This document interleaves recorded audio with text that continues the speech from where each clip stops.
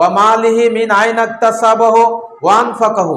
আল্লাহ রাসূল বলেছেন, আদম সন্তানকে যে সম্পদ দেওয়া হয়েছে, আপনাকে আমাকে যে ধন সম্পদ দান করা হয়েছে, আল্লাহ রাব্বুল আলামিনের পক্ষ থেকে যেইটা দেওয়া হয়েছে বা যে ইনকাম আপনি আমি করছি, সেই ইনকামের পথটা কি কোনভাবে, হারাম ভাবে না হালাল ভাবে, সেইটার হিসাব আল্লাহ রাব্বুল আলামিনের নিকট দিতে হবে।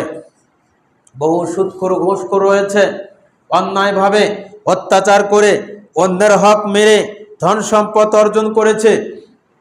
আল্লাহ রাসূল বলেছেন এই সম্পদের হিসাব দিতে হবে,